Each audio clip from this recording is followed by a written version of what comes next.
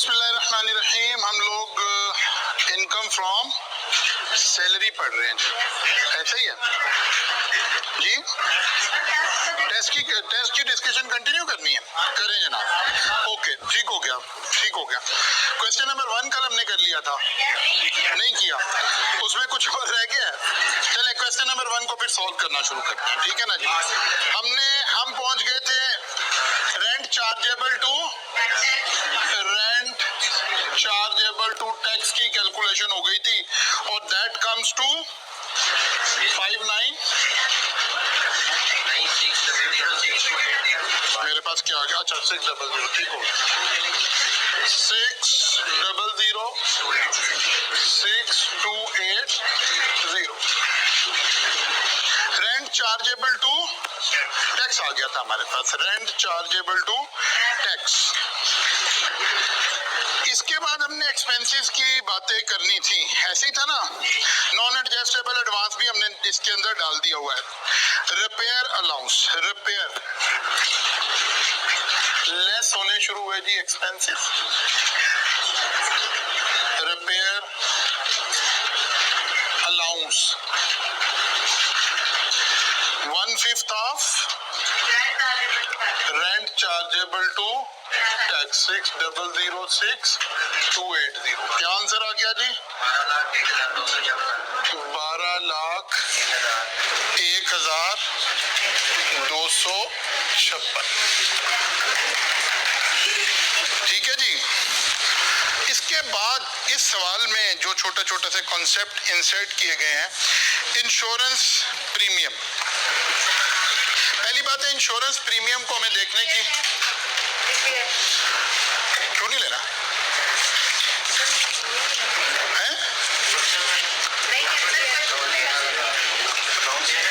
Allowance तो actual के साथ एक्चुअल को इग्नोर करना था ना। अगर एक्चुअल एक्सपेंसेस नहीं गिवन थे या गिवन होते भी तो दोनों सूरतों में इग्नोर करना था।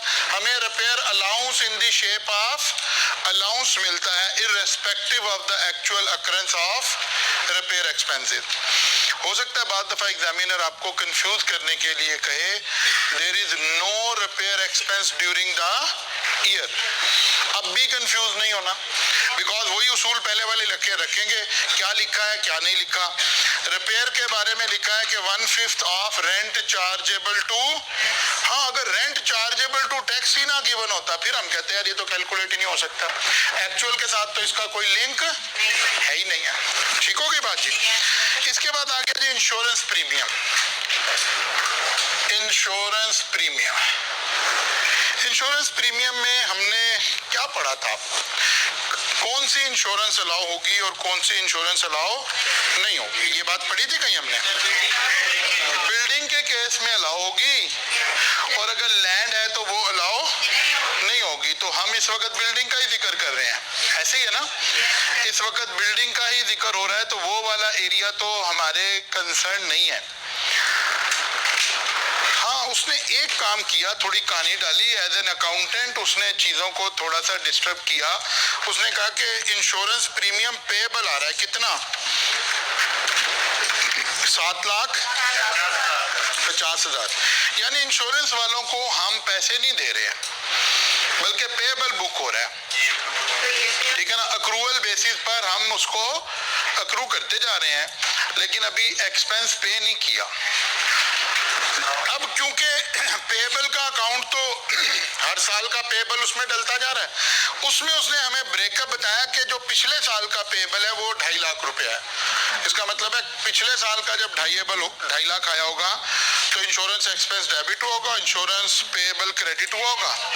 पेएबल का ओपनिंग बैलेंस इस साल आया होगा, इस साल 5 लाख और पेएबल आया है और ये टोटल मिलकर 7.5 लाख हुआ है। तो 7.5 लाख तो हमें अलाउ नहीं होना ना, हमें तो 5 लाख अलाउ, ठीक है ना। हमें तो 5 लाख अलाउ होना है। यहाँ भले लिख दें 2,50,000 रिलेट्स टू 2019 या प्रीवियस ईयर, ठीक है ना। पेएबल के अकाउंट से जब हम एक्सपेंस उठाते हैं तो उसको यही करना पड़ता है। अगर कोई प्रीवियस पेएबल था तो ऑब्वियसली वो तो बीच में से माइनस हो जाएगा। हाँ, अगर कहानी मेरी मजबूरी यही है कि जब भी मैं टेस्ट डिस्कस करने लगता हूँ तो मेरा दिल नहीं कर रहा होता कि मैं सवाल सॉल्व करूँ।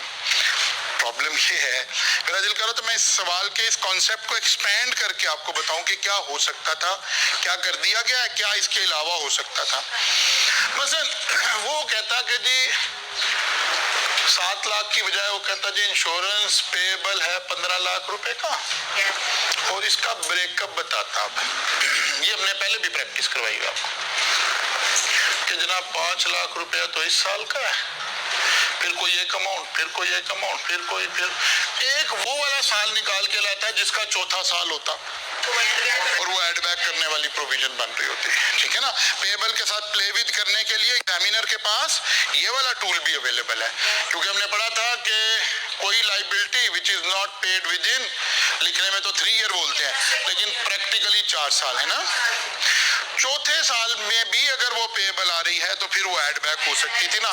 तो ये वाली बात अभी इंसर्ट हो सकती थी। इसका मतलब है अभी डिफिकल्टी लेवल मीडियम है, प्रो मैक्स नहीं है। ठीक है ना। आगे चलते हैं जी। और कौन सा एक्सपेंस आ गया? Property tax.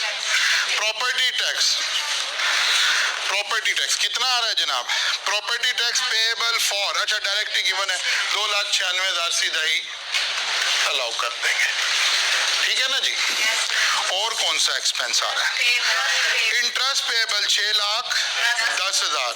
तो ये भी सीधी स्ट्रेट बात है, 6,10,000 डायरेक्टली अलाउ कर देंगे, कोई इसमें कॉम्प्लेक्सिटी नहीं है।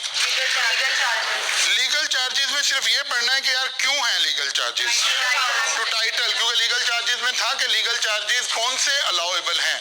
लीगल चार्जेस में जब हम, आपको याद है कि हमने कहा था कि जब आप तैयारी कर रहे हो तो उसका बेहतरीन तरीका क्या है कि आप प्रोविजन पर वापस जाएं। Any expenditure paid or payable by the person in the year for legal services acquired to defend the person's title to the property or any suit connected with the property in the court। ठीक है ना। तो उसने इसीलिए कहा कि title defend करने के लिए है। अच्छा, टाइटल डिफेंड करने के लिए है, कितने एक्सपेंसिव है जी ये? 2,70,000। पेएबल टू लॉयर लिखा हो ना तो फिर हमारे पास 2 ऑप्शन आ गए। अलाउ कर देते हैं, नीचे अजम्पशन लेते हैं कि इट इज अज्यूम्ड दैट कि ये एक्सपेंसेस टाइटल को डिफेंड करने के लिए आ रहे हैं। ठीक है ना। या डिसअलाउ कर देते हैं और कहते हैं कि यार ये टाइटल के लिए नहीं आ रहे थे। ठीक है ना। तो दोनों सूरतों में हमारा आंसर ठीक हो जाएगा। अच्छा जनाब, और क्या रह गया? Recovery of unpaid rent, recovery of an unpaid rent of ₹7,50,000 from last tenant. इसको ऐड होना है ना। कितना? 2 लाख, 2 लाख, 7 लाख ऐड हो गया। लेकिन यहाँ एक एजम्पशन लगानी पड़ेगी। या एग्जामिनर क्लियर लिखता, एग्जामिनर ने नहीं क्लियर लिखा तो इसका मतलब ये है एग्जामिनर चाहता है कि आप इसकी बैकग्राउंड भी बताएं, आपके ध्यान में वो बात भी हो। हमने कहा था रेंट रिकवर्ड कब ऐड होगा? हाँ बोलो बोलो बोलो। शाबाश शाबाश शाबाश। पहले 3 साल तो नहीं होगा,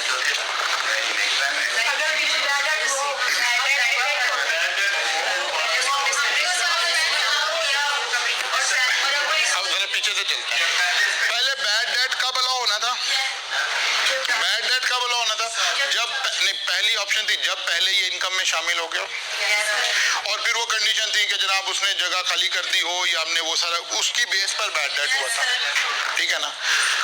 इसका मतलब है ये वाली बात उस सूरत में हो रही है जब पहले ये बैड डेट अलाउ हुआ है, विच मीन्स के पहले ये इनकम में ऐड हुआ है। ठीक है, पहले इनकम में ऐड हुआ था, फिर सब्ट्रैक्ट हो गया, अब दोबारा ऐड हो रहा है।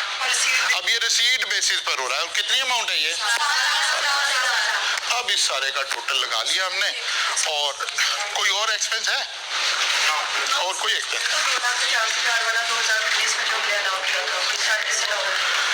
कौन कौन सा? इंश्योरेंस प्रीमियम पे अच्छा, उसमें डेट गिवन थी? ओके, अच्छा डेट गिवन थी, हाँ 2019 में आया था। अगर 19 में आया था तो 3 साल 20, 21, 22, अगर 23 में भी पेएबल आ रहा है, जो कि आ रहा है, ठीक है ना, इसका मतलब है फिर वो 2.5 लाख रुपया भी क्या करेंगे? 2.5 लाख रुपया है,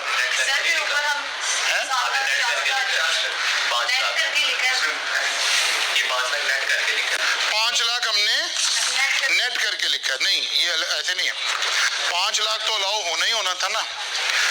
अब 2.5 लाख रुपया ऐड होना है। नेट नहीं किया अभी हमने, नेट नहीं करना था।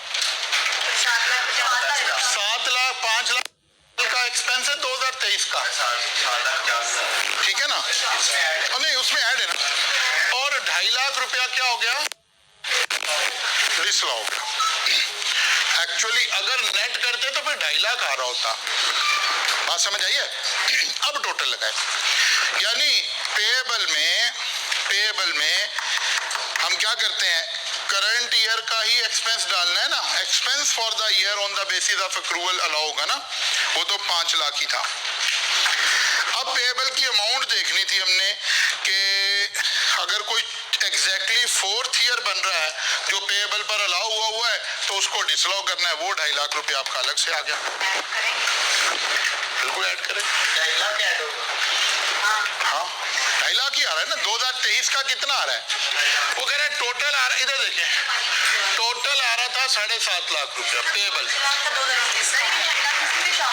और सुने तो सही ना, टोटल पेएबल आ रहा था 7.5 लाख रुपया।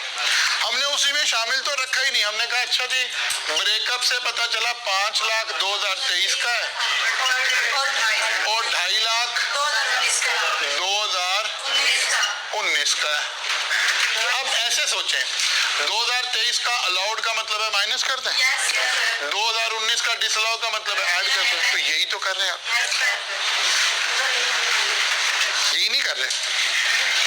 बाइफरकेट किया पहले उसको हमने, 2023 अलग किया, 19 अलग किया। अब फर्ज किया ये 19 की बजाय का होता तो इस साल इसे कुछ नहीं करना था, ये रेलिवेंट ईयर नहीं था, नो ट्रीटमेंट वाला ईयर चल रहा था। फर्ज किया यहाँ 18 लिखा होता है, फिर भी नहीं है, फिर तो पिछले साल ये हो चुका था जो इसके साथ होना था। जब ये वाली लायबिलिटी हम डिस्कस कर रहे थे, ये वाली प्रोविजन जब हम डिस्कस कर रहे थे, तो यही बात डिस्कस कर रहे थे ना बार बार कि बाइफरकेट करना है, पेएबल को सेपरेट करना है। जो करंट ईयर का पेएबल अराइज हुआ है उसको अलग करना है, पेएबल का ब्रेकअप निकाल लेना है। पेएबल का ब्रेकअप इससे थोड़ा ज्यादा भी हो सकता था, ठीक है ना। हमने जब यहाँ सवाल किए थे हमने थोड़े ज्यादा ब्रेकअप के साथ किए थे कि फर्ज करें एक एक्स अमाउंट है, हम 2023 डिस्कस कर रहे हैं, एक अमाउंट है जो 2023 से रिलेट करती है, एक अमाउंट है जो 2022 से रिलेट करती है, एक है जो 2021 से रिलेट करती है, एक 2020 से रिलेट करती है, एक 2019 से रिलेट करती है, एक 2018 से रिलेट करती है। ऐसे समझे। पहले तो बाइफरकेट किया आपने पेएबल को। अब जो इस साल का पेएबल है अलाउड का मतलब है माइनस करते हैं। अगर पिछले साल का कोई पेएबल था तो इस साल इसकी नोट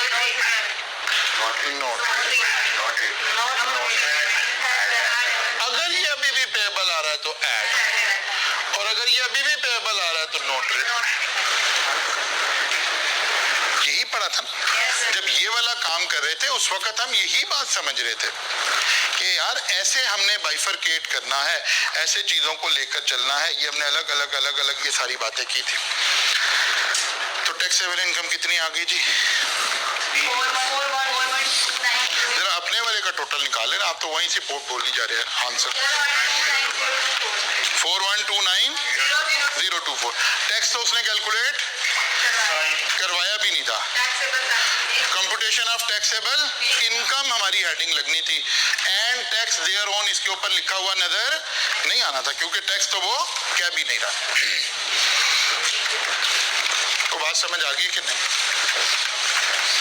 जी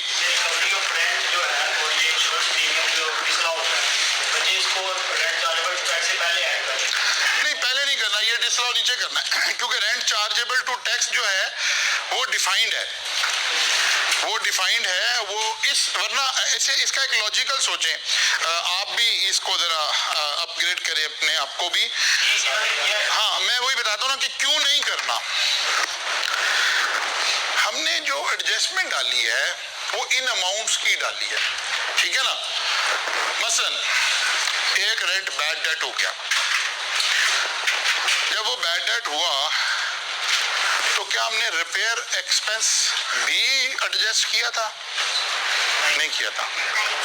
क्या हमने कलेक्शन चार्जेस भी ठीक किए थे? नहीं किए थे। इसका मतलब है फॉर द सेक, हालांकि होने चाहिए थे ना, लेकिन नहीं किए थे।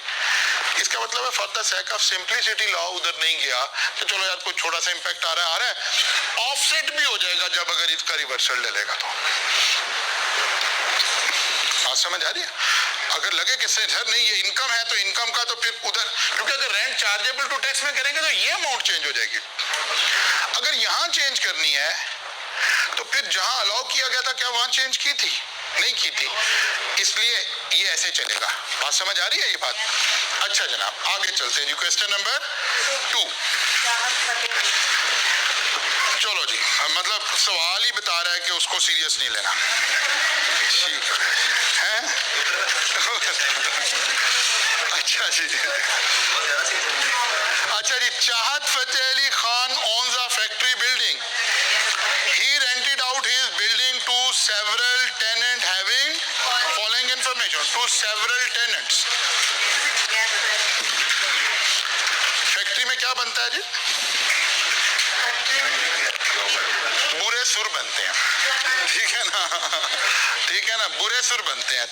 अच्छा जी, mister Ali was his tenant from 9th July 2003 to 31st May 2007 and he paid a security advance non-adjustable 26 lakh रुपया।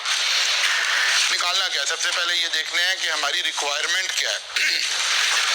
Compute taxable income under the provision of Income Tax Ordinance 2001 and rule made thereunder for tax year 2023। इसका मतलब है जो पिछला data है वो सिर्फ क्यों आ रहा होगा? New advance minus already advance के लिए आ रहा होगा, ठीक है ना। इसका मतलब है वो एक कंप्यूटेशन जो है उसको हमें कैरी ऑन करना है। और आपको मालूम होना चाहिए जब डेट्स आई हैं आपको टैक्स ईयर में गुफ्तगू करनी है, ठीक है ना। मसलन पहला टेनेंट कब आया था?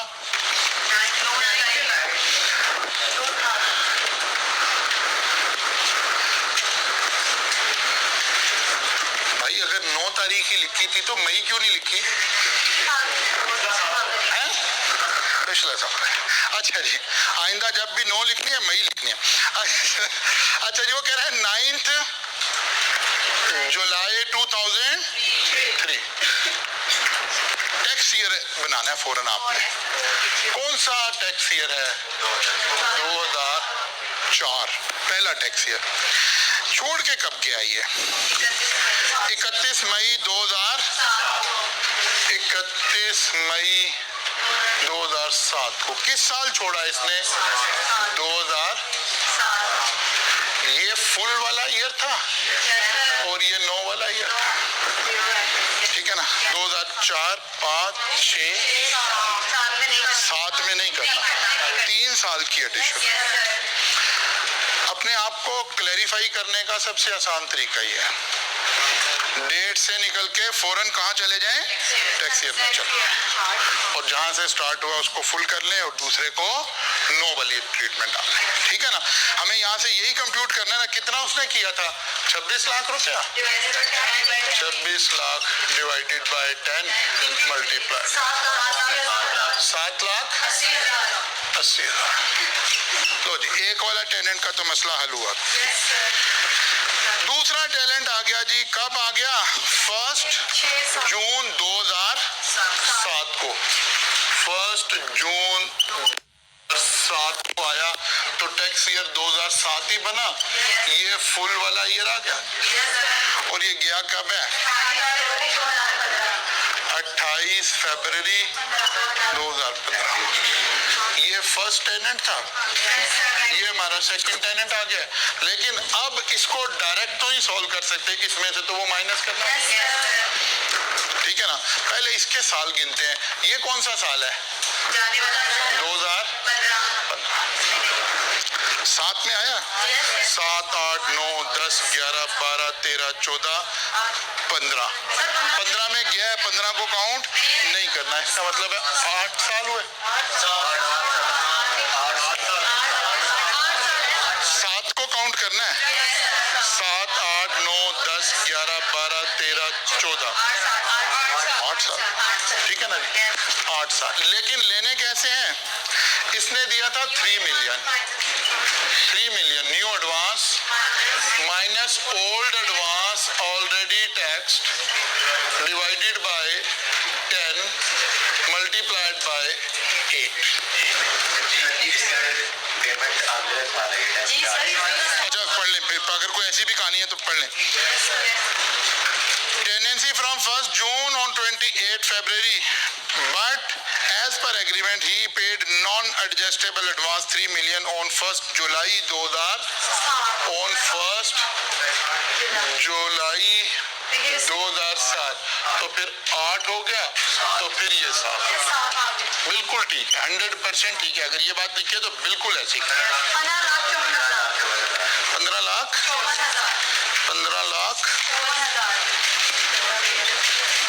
पूरा 15,54,000 आ गया, ऐसे ही है। अच्छा जी, फिर क्या हुआ? और आ गया tenant. Mister Nooruddin was his tenant for the period of 3 years and was subject to a rental agreement clause non this he was tenant immediately after Shahjahan साहब कब तशरीफ ले गए दुनिया फानी से? ये गया था जी 28 को, 28 2 को। 29 तो नहीं होती, क्या होती है? नहीं, कभी कभी होती है, ये कभी वाला साल नहीं है, ठीक है ना। इसका मतलब है 1 मार्च 2015 को ये तशरीफ लाए हैं और तशरीफ लेकर कब गए हैं? अब जरा गौर करना है। Mister Nooruddin was his tenant for a period of 3 years। 15, 16, 17, 18, 28 2 2018। ये तो डेट्स हमने निकाली है उसकी इंग्लिश से, आने और जाने की, ठीक है ना, आने और जाने की। अच्छा जी, अब इसे टैक्स ईयर में कन्वर्ट करना पड़ेगा। ये टैक्स ईयर कौन सा चल रहा है? 2015। और ये कौन सा चल रहा है? 18। ये फुल वाला ईयर है, ये 9 वाला ईयर है। 15, 16, 17, 3 साल। लेकिन पैसे इसे कितने लिए हमने? 32 लाख। अब 32 लाख रुपए में से minus 7,80,000 minus 15,54,000 divided by 10 into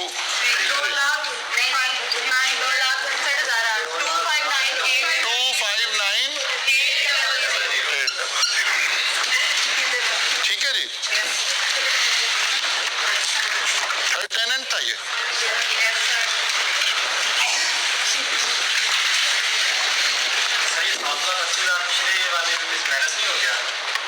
ये सारी जिंदगी माइनस होगा।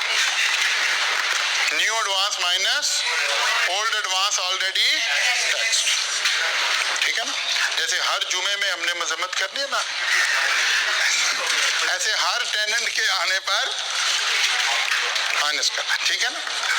इसका रैशनल ये है कि अगर एक अमाउंट हम सेम अमाउंट पर हम रेंट पर देते रहे, जैसे इसने पहली दफा कितने पैसे लिए थे? 26 लाख। अगर ये हमेशा 26 लाख ही ले तो एक स्टेज आएगी कि इसका 26 लाख टैक्स हो चुका होगा, फिर ये 26 लाख लेता भी रहे तो टैक्स नहीं होना। डिफरेंशियल टैक्स कर रहा है लॉ सब में, आप समझ आइए। अच्छा जनाब, अब आखिरी टेनेंट आ गया क्या? आखिरी नहीं आई, आ गया। Mister Zahid Chaudhary is still in the property and is tenant after vacating Mr. Noor and had paid an amount as non-adjustable advance of rupees 3. इस बंदे की जो है वो टैक्सेशन हो, इसके रेंट पर इस साल की टैक्सेशन हो रही हो, लेकिन ये कब आया जनाब? ये आया है 1/3/2018 को, और हमारा साल कौन सा चल रहा है? 2023, और अभी भी टेनेंट है ये, और अभी भी टेनेंट है ये। इसका मतलब है इस बंदे की अमाउंट एडजस्ट हो रही है 1/10। अब इसने कितना एडवांस दिया? 37 लाख रुपया। तो 37 lakh minus 7,80,000 minus 15,54,000 minus 259,800 divided by 10 into. अब इस साल, अब तो इसकी तो हमने हर साल लेनी है ना, अब इसकी टैक्स, इसको तो मल्टीप्लाई नहीं करे, क्योंकि मल्टीप्लाई तो जब करना था, जब इसका हमने ये निकालना होता कि अब ये इतने साल बाद चला गया, इसका मतलब है ये वो अमाउंट है जो हमारी एड लेस हो रही है। बस इसका आंसर ले लिया। क्या आंसर आ गया? 1,10,620। अब ये बड़ा अच्छा वेल डिजाइंड क्वेश्चन है जो आपको इस एरिया की पूरी प्रैक्टिस करवा देगा, ठीक है ना, जो इस एरिया की पूरी प्रैक्टिस करवा देगा आपको। क्लियर हो गई बात? क्या कह रहे हैं बेटा दोबारा पर? हाँ, यहाँ पे पूछा क्या है उसने? अगर तो रिपेयर अलाउंस तक उसने बात पूछी है तो फिर रिपेयर अलाउंस करेंगे, बिल्कुल करेंगे।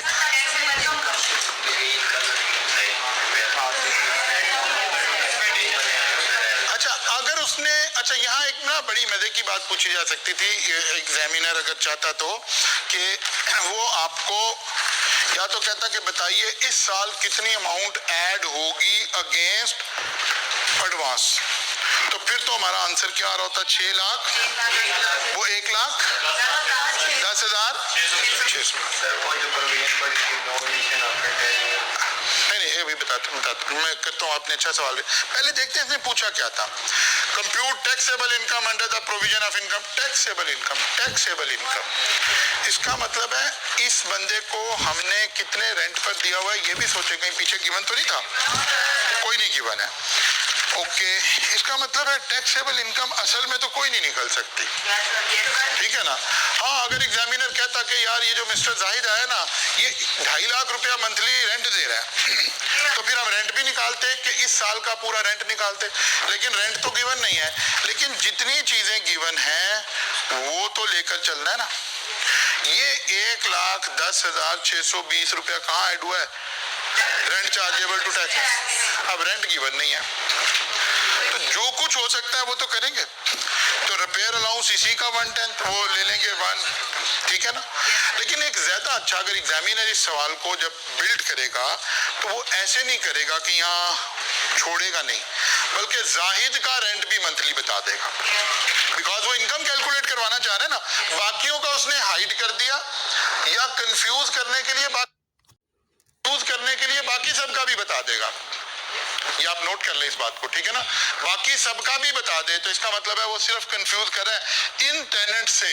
टेनेंट 1, 2, 3, इनका हमें रेंट नहीं चाहिए, इनका सिर्फ एडवांस चाहिए था for the sake of 4th tenant, ठीक है ना। उनका कोई और चीज हमें रिक्वायर्ड नहीं थी। तो अगर एग्जामिनर चाहता और यहां उठाकर क्या डाल देता, इसका रेंट भी डाल देता। एक तरीका ही होगा अगर एग्जाम में आएगा, जरा मैच्योर सवाल जब आएगा। या दूसरी बात है, यहाँ एग्जामिनर सिर्फ पूछेगा ये कि बताइए कितना एडवांस ऐड होगा टैक्स ईयर 2023 में, फिर हमारा आंसर होता है 1,10,620 रुपए। अच्छा, अब जो बात आप बेटा पूछ रहे हो कि वो जो 10 साल वाली बात थी, वो 10 साल वाली बात ये नहीं थी।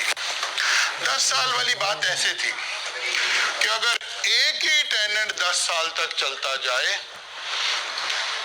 तो 10 साल के बाद अमाउंट, असल में लॉ क्या चाह रहा था, यही बात मैं आपको यहाँ पहले समझा रहा था। अगर ये बंदे ने 26 लाख रुपया एडवांस लिया, हर साल 2,60,000 ऐड होना शुरू हुआ, 10 सालों में 26 लाख सारा टैक्स हो गया। अब अगर यही टेनेंट रहता रहे 11वें साल, 12वें साल, 15वें साल, 25वें साल, नो एडिशन। अगली बात सुने, 15 साल के बाद ये वाला टेनेंट चला गया, नया टेनेंट आ गया, लेकिन हमने उससे 26 लाख ही लिया है। New advance minus old advance already tax, ये 0 हो गया, फिर भी कुछ ऐड नहीं होना था। लेकिन रियल लाइफ में क्या हो रहा होता है, एडवांस बढ़ता जाता है, जिसकी वजह से अमाउंट का इंपैक्ट रिड्यूस हो सकता है, लेकिन खत्म नहीं हो रहा, जनरली खत्म नहीं हो रहा। हो भी सकता है कोई ऐसा मैथमेटिकली कैलकुलेशन ऐसी आ जाए कि बराबर हो गया। बात समझ रहे हैं? तो वो जो 10 साल वाली प्रोविजन है, वो जब समझनी है हमें अपने आप को, तो 2 तरीके से समझानी है। या तो एक ही टेनेंट 10 साल रहता रहा तो आपको फौरन समझ आएगी कि यार 26 लाख तो मेरा टैक्स हो चुका हुआ है, अब क्या ऐड हो रहा है। या आप समझें कि एक बंदा 10 साल रहकर गया है, 12वें 13वें साल उसने खाली किया जगह और नए टेनेंट से हमने फिर 26 लाख ही ले लिया, फिर ये प्रोविजन आपको मेंटली एक्सेप्ट होगी कि अच्छा अच्छा ऐसे हो रहा है। अदरवाइज ये डिफरेंशियल ऐसे ही चलता रहेगा जो खेल चल रहा है। इसकी वजह से सिर्फ एक काम है, आप कहेंगे सर ये याद कैसे रखना है पिछले सारे टेनेंट। तो जो हमारी टैक्स की रिटर्न जब जारी होती है, वहाँ शेड्यूल बने हुए होंगे ना, जैसे फिक्स एसेट का शेड्यूल पिछले साल से हम उठा लेते हैं ना अकाउंटिंग में, ये ऐसे उठता जाएगा साथ। तो ये कोई प्रॉब्लम नहीं है, अमाउंट ऑलरेडी टैक्स हर दफा आ ही रही होगी हमारे पास पिछली, तो नई को हम कैलकुलेट करते रहेंगे, उसमें कोई ऐसी खास प्रॉब्लम आने वाली नहीं है। बाकी तो डेफिनेशन ही थी। अब ये ना कहना कि सर दोबारा बताएं कि नॉर्मल टैक्स क्या होता है, स्पेशल टैक्स। अच्छा जी, क्या आया जी इसको, राशिद का आया, दवाई का जिक्र आया कि नहीं?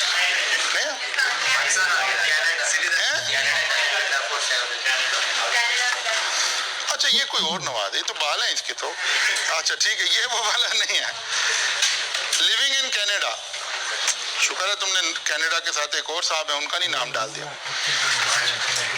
वो है वो अगली बारी, वो जो कजन भी रहे हैं किसी के, ठीक है ना, उधर भी तो बात जा रही, तुम नवाज शरीफ की तरफ क्यों ला रहे हैं? इसमें मौलाना ताहिरुल कादरी साहब क्यों नहीं नजर आ रहे अगर लिविंग इन कनाडा लिखा हुआ? ठीक है कोई बात, चले जी ओके हो गया। 2 बड़े अच्छे वेल डिजाइंड क्वेश्चन जो जरा थोड़े आपके दिमाग की दही बनाने की ताकत रखते थे, ठीक है ना, अगर अप्लाई किया तो। कुछ लोगों ने अप्लाई नहीं किया, अगर खैर है कुछ नहीं हुआ, ठीक है ना, इसलिए अप्लाई करने की कोशिश करनी है। इसे घर जाके आपने फिर दोबारा एक मरतबा हाथ से गुजार लेना है। इसका फायदा ये होगा कि जो जो प्रोविजन हमने टेस्ट में चेक कर ली है, ये इंशाल्लाह कभी भी किसी भी लेवल पे चेक हो गई तो आप इसको 100% ठीक करके आएंगे इंशाल्लाह ताला।